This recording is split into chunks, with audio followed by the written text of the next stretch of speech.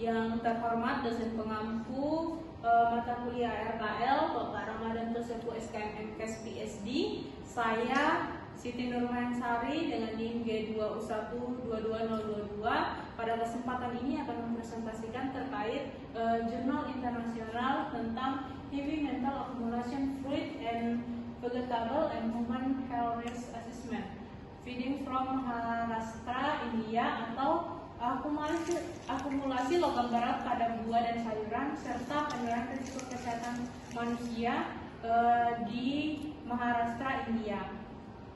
Ini jurnal tahun 2022 dengan penulis itu Govin Malari, Naresh Kumar, dan kawan-kawan. Next. Yang pertama itu pendahuluan. Nah, sayuran dan buah-buahan adalah komponen utama makanan manusia karena merupakan sumber mikronutrien esensial seperti tembaga, seng, kalsium, besi, magnesium, yodisium, natrium, kalium, antioksidan, vitamin, dan berbagai metabolit. Sedangkan untuk logam berat beracun non esensial itu seperti timba, merkuri, kadmium, dan arsenik ini merugikan kesehatan manusia bahkan pada tingkat yang sangat kecil, terutama pada wanita hamil dan anak kecil. Jadi untuk yang berwarna biru di sini itu yang bisa dikonsumsi secara langsung atau yang baik untuk tubuh, sedangkan yang ini arsen, kadmium, merkuri ini adalah logam berat yang berbahaya untuk tubuh. Tujuan penelitian ini yang pertama itu menyelidiki kualitas tanah dan cemaran logam berat terpilih di daerah penelitian. Yang kedua itu menyelidiki akumulasi logam berat Pb, kadmium, arsenik, dan merkuri pada 24 jenis tanaman lokal yang berbeda. Lanjut. Untuk lokasi dan pengambilan sampel. Pengambilan sampel tanah dilakukan di 6 lokasi sekitar radius 10 km dari pusat industri selama 2 musim, yaitu musim panas dan musim dingin. Jadi dari gambar ini sebenarnya teman-teman sudah bisa lihat bahwa Q1 itu berarti lokasi 1, Q2 lokasi 2, ini sampai Q6 atau lokasi 6.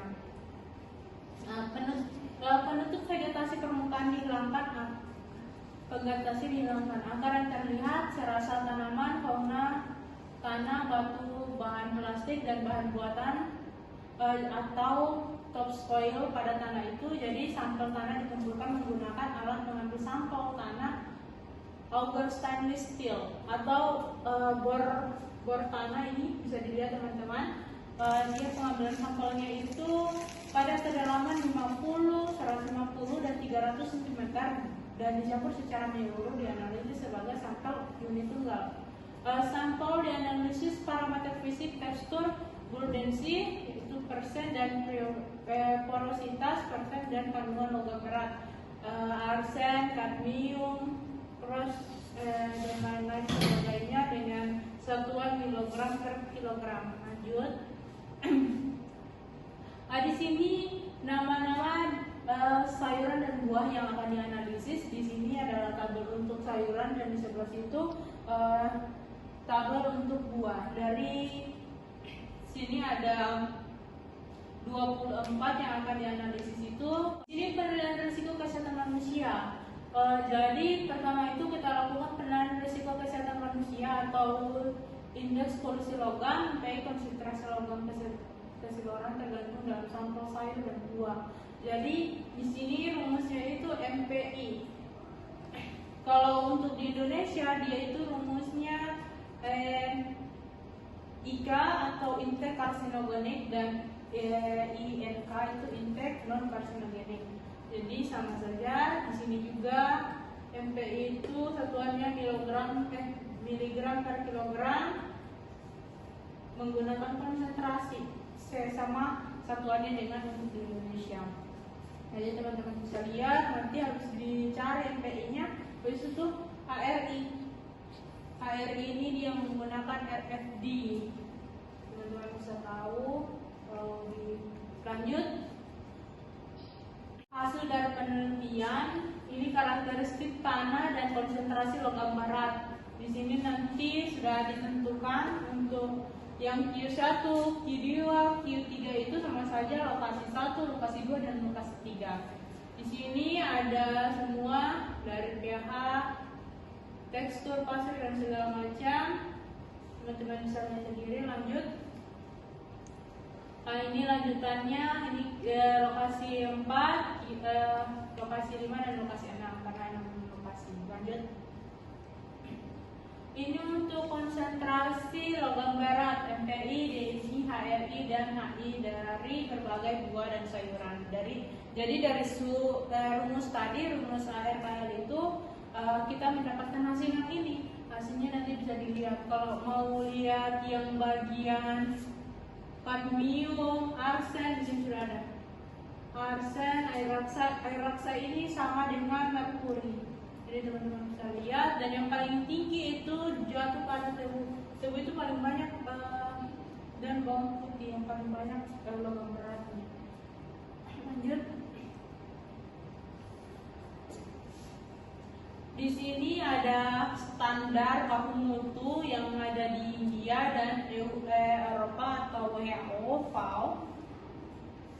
Jadi dari tingkat CD dalam bawang putih 0,37 mg per kilogram melebihi standar WHO FAO 0,2. Jadi yang terdapat di penelitian itu ditemukan 0,3, sementara untuk standar baku mutunya itu 0,2, masih di bawah, tapi berada dalam ambang batas India, jadi aman dia.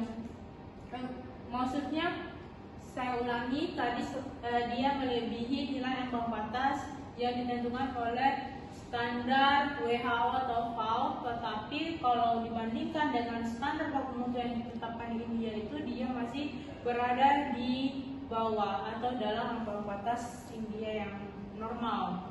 Sedangkan bawang putih,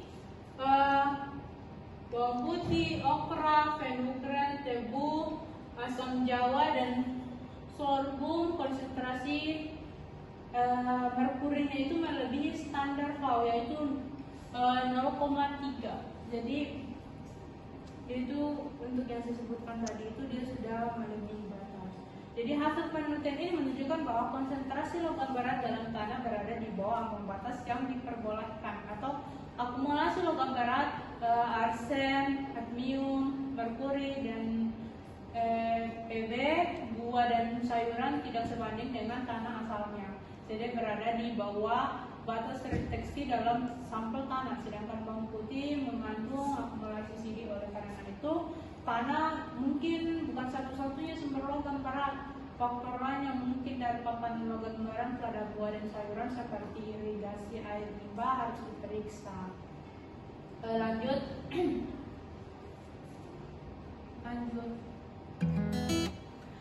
Itu saja yang dapat saya